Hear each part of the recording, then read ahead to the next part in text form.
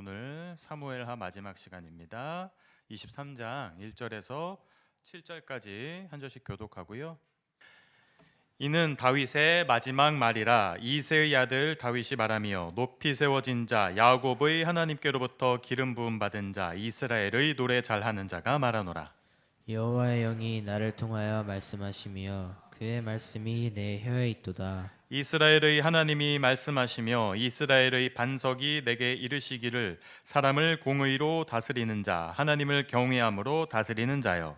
그는 돋는 해의 아침 빛 같고 구름 없는 아침 같고 비 내린 후에 광선으로 땅에서 우미 돋는 새 풀 같으니라 하시도다. 내 집이 하나님 앞에 이같지 아니하냐. 하나님이 나와 더불어 영원한 언약을 세우사 만사에 구비하고 견고하게 하셨으니 나의 모든 구원과 나의 모든 소원을 어찌 이루지 아니하시랴. 그러나 사악한 자는 다 내버려질 가시나무 같으니 이는 손으로 잡을 수 없음이로다. 그것들을 만지는 자는 철과 창자루를 가져야 하리니 그것들이 당장에 불살리리로다 하니라. 아멘. 열왕기상 1장 1절 2절 같이 읽습니다. 시작. 다윗 왕이 나이가 많아 늙으니 이불을 덮어도 따뜻하지 아니한지라. 그의 시종들이 왕께 아뢰되 우리 주 왕을 위하여 젊은 처녀 하나를 구하여 그로 왕을 받들어 모시게 하고 왕의 품에 누워 우리 주 왕으로 따뜻하시게 하리이다 하고. 사무엘하가 드디어 끝납니다. 오늘은 다윗의 마지막 말이라는 제목으로 사무엘하 마지막 시간을 갖도록 하겠습니다. 2년은 안 된 것 같고 한 1년 한 8, 9개월 됐나요? 1년 10개월 정도 사무엘 상하를 우리 그동안 여러분 같이 지켜보느라 수고 많으셨습니다. 사무엘 상하의 중심 인물인 다윗이 드디어 이제 생을 마감하는 모습을 우리는 이제 지켜보게 돼요. 기력이 다한 할아버지의 모습을 여러분은 보고 있습니다. 참모들의 지금 고민이 있습니다. 여러분 러시아의 대통령을 보면 가끔 호랑이 앞에서 사진 찍고 백마 타고 사진 찍고 겨울에 우통 벗고 푸틴이 사진 찍잖아요. 그거는 정치적인 메시지가 있는 거예요. 국가의 지도자가 있고 참모들은 프로파간다, 선전을 이렇게 하는 겁니다. 자, 대통령님, 푸틴 황제님, 당신이 지금 기력이 쇠하지 않았다라는 걸 온 만방에 알리기 위해서 호랑이랑도 사진 찍고 곰이랑도 사진 찍고 백마 탄 모습 찍고. 그러니까 지금 다윗 주변의 모든 사람들이 지도자의 쇠약함을 지금 알아보고 있는 거예요. 그러니까 한 공동체나 국가 공동체 리더가 이제 나이가 많이 들어서 할아버지가 되고 기력이 다 빠지는데 참모들의 걱정은 뭡니까? 지금 이 공동체 유지잖아요. 야, 이거 다윗 왕 돌아가시면 이거 왕 교체될 때가 가장 나라가 어수선한데 이거 다음 지도자 어떻게 누가 하냐? 밧세바는 솔로몬을 세우려고 하고 있고 아도니아는 자기가 왕 되려고 하고 있고. 그래서 참모들은 이걸 고민하는 거예요. 다윗의 힘이 있고 그리고 공동체를 통치하는 이 긴밀한 관계. 그러니까 힘이 있어야 공동체를 리더십 있게 이끌어 나가는데 다윗은 지금 이제 조금 있으면 하늘나라로 돌아가는. 그래서 이렇게 공동체를 유지하기 위해서 고민한 방법 끝에 열왕기상 1장에 아비삭이라고 하는 수넴 여인, 결혼하지 않은 여인을 찾아냅니다. 고대 사회에서는 참 우리 지금 2020년도를 살고 있는 우리로서는 좀 이해가 안 가지만 고대 사회에서 왕은 당연히 일부 다처제였기 때문에 왕에게는 젊은 여성을 또 한 번 받아들이는 건 아주 당연한 일이었습니다. 이게 참모들의 아이디어였어요. 그래서 열왕기상 오늘 본문 1장 1절부터 4절에 보면은 이렇게 기록되어 있잖아요. 다윗 왕이 나이가 많아 늙으니 이불을 덮어도 따뜻하지 아니한지라. 야, 전기장판 좀 더 올려 전하 끝까지 올렸습니다. 근데 왜 이렇게 차냐? 이렇게 다윗이 지금 너무 추운 거예요. 장판을 올려도.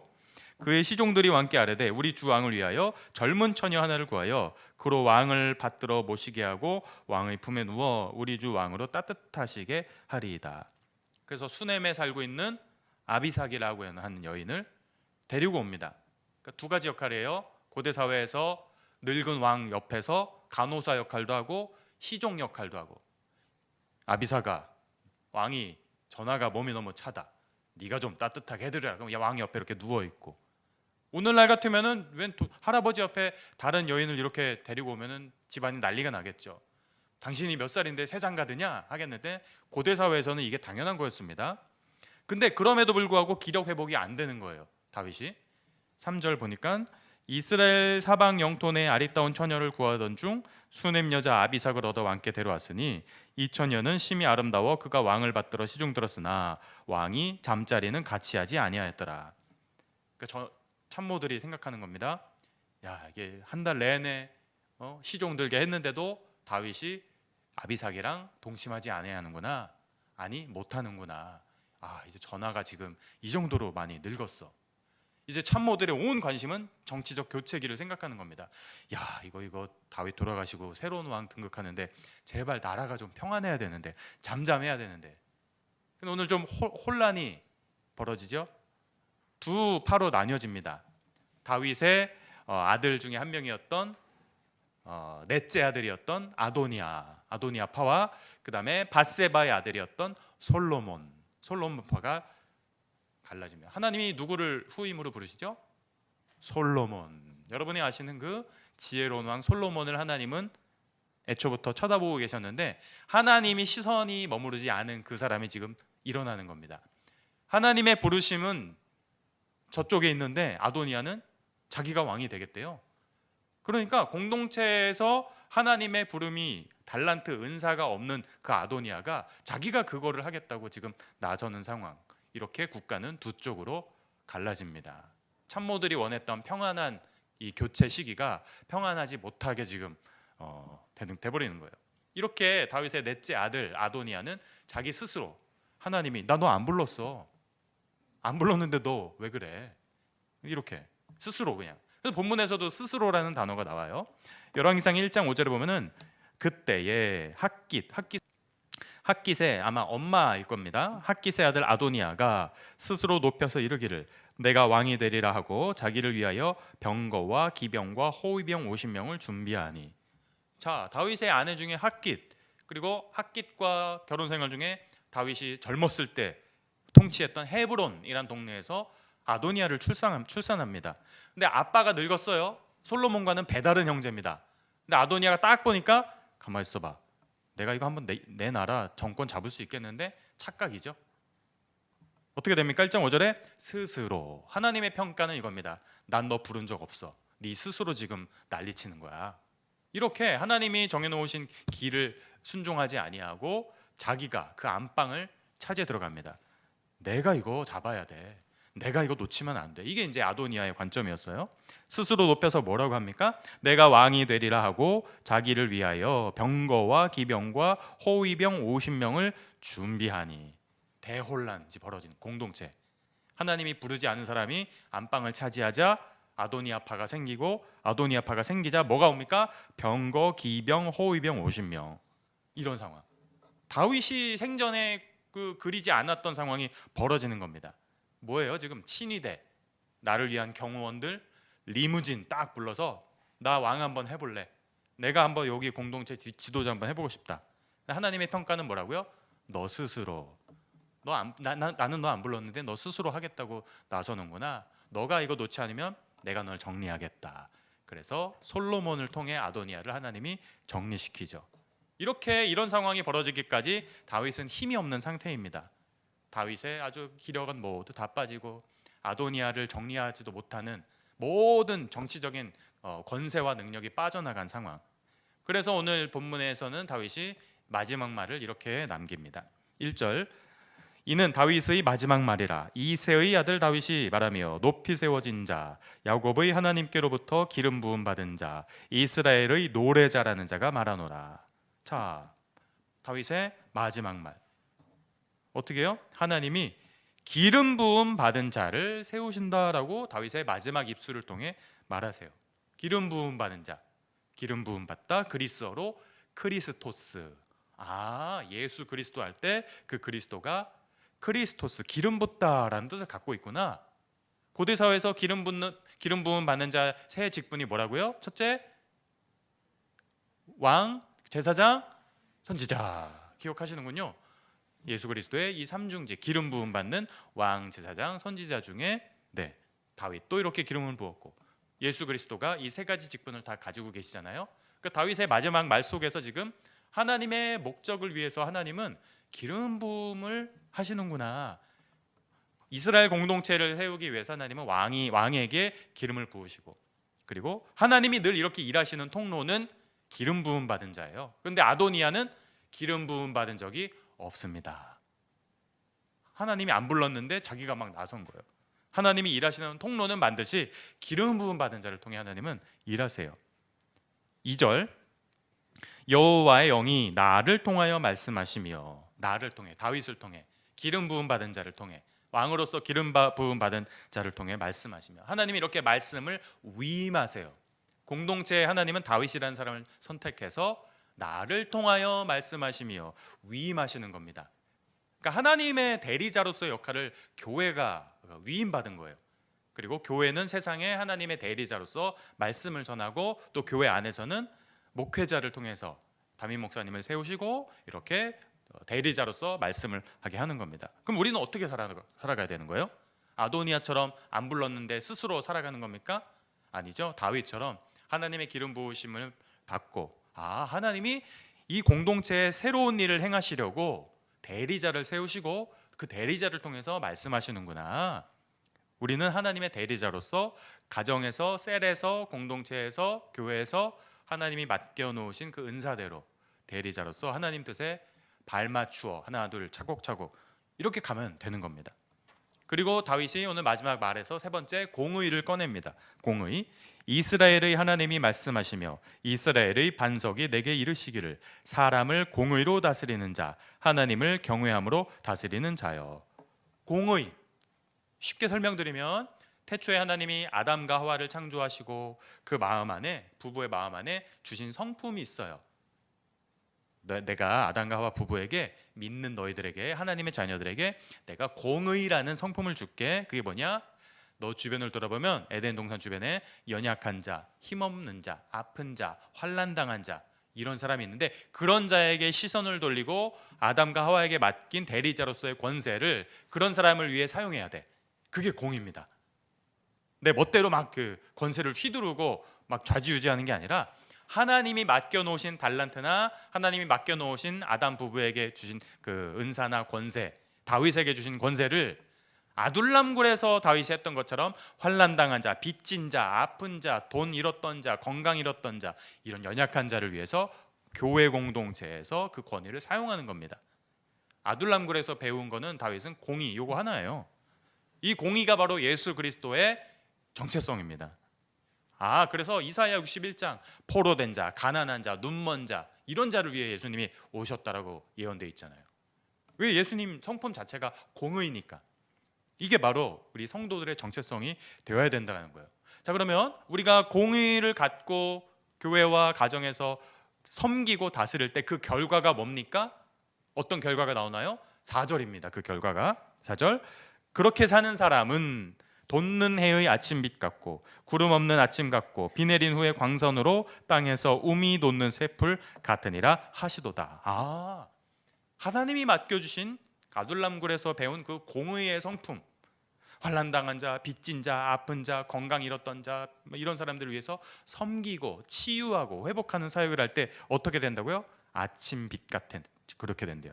그리고 또 어떻게? 비 내린 후에 광선으로 땅에서 우미 돋는 새로운 풀, 파릇파릇하게 이제 커가는 막 그런 풀, 이게 바로 공의의 결과입니다. 아주 다 좋은 거예요. 그런데 반대의 성향입니다. 아도니아의 결과를 또 말씀하세요. 6절에 다윗이 아도니아처럼 공의와는 상관없는 길, 그 반대의 길, 하나님이 부르지 않았는데 자기가 지도자가 되겠다라고 막 나섰던 그런 성향의 결과는 바로 6절에 이렇게 나옵니다. 6절, 그러나 사악한 자는 다 내버려질 가시나무 같으니 이는 손으로 잡을 수 없음이로다. 내버려질 가시나무, 잡지도 못해, 따가워서. 따가워, 피나요, 버려. 야, 디오돈 좀 가져와라, 막 붙이고. 아도니아 내쳐집니다. 죽기 싫어서 막 살려달라고 그러는데 솔로몬이 옆에 있는 장군들, 브나야 이런 사람들 통해서 아도니아를 깨끗이 정리합니다. 아도니아가 너무 선을 넘었거든요. 그 선 넘는 건 이따 나옵니다. 다 내버려질 가시나무 같으니 너는 내가 잡지도 못하겠다. 야, 너 있어야 될 자리 있지 왜 그냥 왕이 되겠다고 나서서 가시나무처럼 사람들 손 따갑게만 하니? 자, 난 너를 잡을 수 없어. 이게 바로 공의와는 반대의 성향의 길. 예수 그리스도의 뜻대로 섬기지 아니하는 자들 손으로 잡을 수 없다. 그래서 어떻게 됩니까? 7절 그것들을 만지는 자는 철과 창자루를 가져야 하리니 그것들이 당장에 불살리리로다 하니라. 이렇게 종말론적인 단어예요. 불살리리로다. 끝까지 예수 그리스도의 기름 부으심을 인정하지 않았던 그 아도니아의 길, 아도니아의 그 반역의 길, 불살리리로다. 자, 오늘 본문에서 다윗의 마지막 말 속에서는 세 가지 키워드가 있습니다. 첫째, 기름 부음. 두 번째, 공의. 세 번째, 말씀 위임.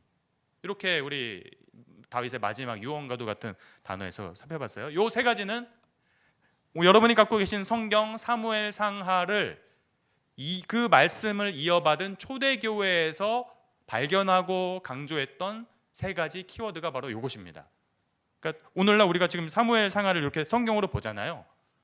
이 우리가 보고 있는 성경 역시 2000년 전에 초대교회에 이 사무엘 상하가 이렇게 완성된 편집된 형태로 이어져 왔는데 거기에서 초대교회 속에서 발견한 세 가지 키워드가 다윗의 마지막 말을 보니 하나님은 기름 부음 받는 자를 들어서 교회 공동체를 세우시고 쓰시고 예수 그리스도, 그 다음에 그 교회를 다스리는 자는 어떻게 해야 된다? 공의로 다스려야 된다. 교회 부자가 왔다고 부자만 사랑하지 말고, 그렇다고 가난하다고 해서 가난한 자만 편들지 말고 똑같이 공의롭게 연약한 자 섬기고 부하다고 잘해주지 말고 다 똑같이 환난당한 자 치유하고 이렇게. 그 다음에 마지막, 하나님은 초대교회에서도 베드로 같은 사도나 바울 같은 이런 사도를 통해 말씀을 위임하시고 가르치잖아요. 이렇게 초대교회에서 받아들인 세 가지가 기름 부음, 공의, 말씀 위임입니다. 위임받지 않은 자 누구라고요? 아도니아. 아도니아의 그 가시나무의 길은 어떻게 됩니까? 다음 구절 2장 열왕기상 2장 17절에 보니까 이 정도로 선을 넘어요. 청하건대 솔로몬 왕에게 말씀하여 그가 수넴 여자 아비삭을 내게 주어 아내를 삼게 하소서. 왕이 당신의 청을 거절하지 아니하리이다. 완전히 선녀들, 선을 넘는 녀석들이 돼버리죠. 이게 무슨 말이에요? 다윗의 안방까지 넘보는 겁니다. 자기 아버지가 아무리 지금 힘 빠지고 못 일어나고 막 링겔 맞고 있고 아픈데 세상에 참모들이 구해준 수넴 출신 여인 아비삭을 시종으로 간호사로 불렀는데 얘 하는 말을 보세요. 청하건대 솔로몬 왕에게 좀 이렇게 말씀해 주십시오. 어떻게 해요? 수넴 여자 아비삭을 보니 아직 젊고 시집도 안 갔고 예뻐. 나 저 여자랑 결혼하고 싶습니다. 나 아내를 삼게 하소서. 이건 완전히 다윗에게 반역적인, 다윗의 안방을 들어가는 것도 모자라서 안방 침대에서 간호하던 아비삭을 가져가겠다는 얘기입니다. 이거는 완전히 선을 넘어도 보통 넘은 게 아니죠. 자기가 이 뱉은 말로 인해서 이 다음 주쯤 나오는데 브나야라는 사람이 아도니아를 처단해 버립니다. 자, 이렇게 오늘 본문은 마무리됩니다. 세 가지만 정리합니다. 첫째, 하나님은 하나님의 목적을 위해 기름 부음 받은 자를 세우십니다. 가정에서, 교회에서, 국가 공동체, 지도자. 우리가 볼 땐 이해가 안 돼도 하나님은 반드시 그 공동체를 살리고자 하고 결심하실 때는 목적을 갖고 계세요. 그래서 하나님이 때 되면은 거기에 맞는 솔로몬을 세우시기도 하고, 솔로몬이 하나님을 떠나 우상 숭배하면 솔로몬을 내리시기도 합니다. 솔로몬이 우상 숭배했기 때문에 솔로몬의 아들 르호보암과 신하였던 여로보암을 통해 국가를 반으로 남북으로 쪼개시기도 하고, 이렇게 하나님은 하나님의 모든 경륜 가운데 활동하시는 분이고, 두 번째, 교회는 공의로 다스려야 한다라고 오늘 본문은 가르치고 있고요. 마지막 세 번째, 하나님은 말씀을 위임하신다, 맡기신다. 그리고 말씀을 위임하는 것을 거부하고 기름 부음 받지도 않았는데 나서는 아도니아 같은 이런 싹들은 하나님이 그냥 알아서 깨끗하게 청소해 주신다라는 겁니다. 마지막으로 예레미야 23장 5절 보면 이런 말씀이 있어요. 보라, 때가 이르리니 내가 다윗에게 한 의로운 가지를 일으킬 것이라. 그가 왕이 되어 지혜롭게 다스리며 세상에서 정의와 공의를 행할 것이며. 구약 시대 예레미야 선지자가 예언합니다. 다윗의 싹에서 의로운 가지, 누구요? 예수 그리스도. 예수 그리스도께서 바로 왕이 되셔서, 여기서 말하는 왕은 대통령이 아니라 우리의 궁극적인 영원한 통치자와 구원자 되시는 그런 형태의 왕이에요. 하나님 나라로서의 왕. 세상에서 정의와 공의를 행할 것이며. 자, 이렇게 예레미야도 역시 예수 그리스도를 정의의 왕, 공의의 왕으로 소개합니다.